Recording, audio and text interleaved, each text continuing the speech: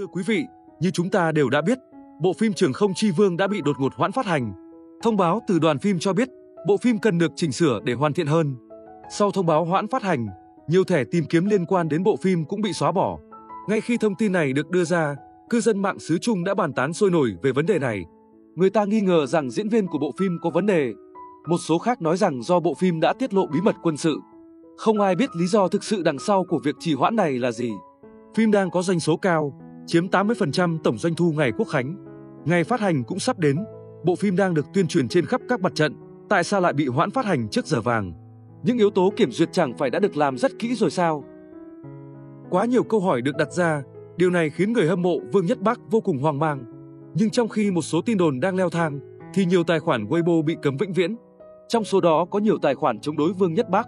Đặc biệt, có 4 tài khoản chống đối mà nhiều năm nay Nhạc Hoa không bận tâm, nay đồng loạt bị khóa cùng một lúc.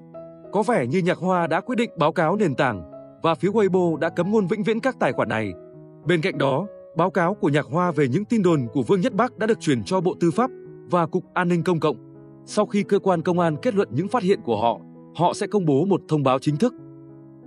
Quay lại với lý do bộ phim Trường Không Chi Vương bị hoãn phát hành đột ngột, CCTV News đưa tin, sáng ngày 27 tháng 9, tại Hội nghị triển lãm hàng không Trung Quốc, người ta đã xác nhận rằng một số máy bay chiến đấu, bao gồm cả Ri-20, đây là chiếc phi cơ đã xuất hiện trong bộ phim điện ảnh Trường Không Chi Vương, cũng như các máy bay chiến đấu phản lực khác, là máy bay chiến đấu thế hệ 5. Ngoài ra, hiện nay J-20 được coi là một thế hệ máy bay chiến đấu hoàn toàn mới. Máy bay chiến đấu J-20 được Mỹ xếp vào loại máy bay phản lực thế hệ thứ 4, trong khi đó Nga xếp nó vào thế hệ thứ 5. Ngày 27 tháng 9, Trung Quốc chính thức tuyên bố họ sẽ xếp nó vào thế hệ thứ 5, theo tiêu chuẩn của Nga, thay vì theo tiêu chuẩn của Mỹ. Đầu năm nay, chiếc máy bay J-20 trong bộ phim Trường Không Chi Vương được gọi là thế hệ 4. Vì vậy, theo tiêu chuẩn hiện tại của Trung Quốc thì nó không còn phù hợp nữa. Có lẽ đây là một trong những nguyên nhân khiến bộ phim đã phải hoãn phát hành đột xuất.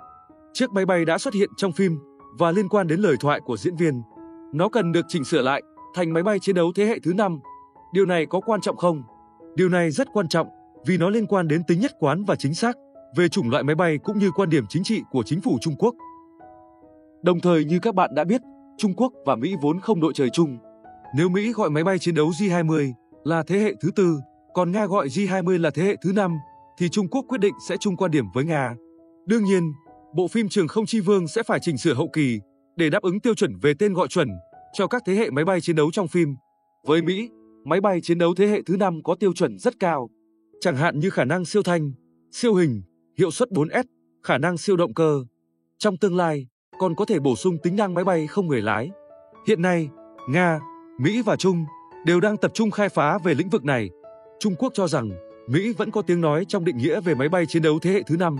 Đối với J-20, Su-57, F-22 và F-35, Mỹ gọi đó là máy bay chiến đấu thế hệ thứ 4, còn Nga gọi đó là máy bay chiến đấu thế hệ thứ 5. Trung Quốc quyết định xác nhận chúng là máy bay chiến đấu thế hệ 5, giống với quan điểm của Nga. Trung Quốc coi đây là việc thể hiện quyền được nói, đồng thời từ bỏ các tiêu chuẩn và khái niệm của phương Tây. Trung Quốc nói rằng họ cũng chưa hài lòng về điều này và sẽ tích cực hình thành các tiêu chuẩn riêng, đồng thời nắm bắt đỉnh cao công nghệ, hướng tới sự ra đời của máy bay chiến đấu thế hệ 6, vượt mặt Nga và Mỹ.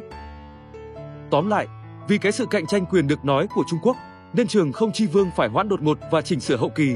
Việc chỉnh sửa này khá lắt nhắt, vì tôi nghĩ rằng yếu tố liên quan đến đời của máy bay sẽ xuyên suốt bộ phim. Hiện tại chưa thể nói trước về ngày phát hành. Nếu có trách, hãy trách quyền được nói của chính phủ Trung Quốc đến quá đột ngột, khiến anh em trong đoàn phim của Vương Nhất Bắc trở tay không kịp. Nhưng dù sao đây vẫn được coi là tin vui. Sự cố này không đến nỗi nào và tình hình vẫn có thể cứu vãn.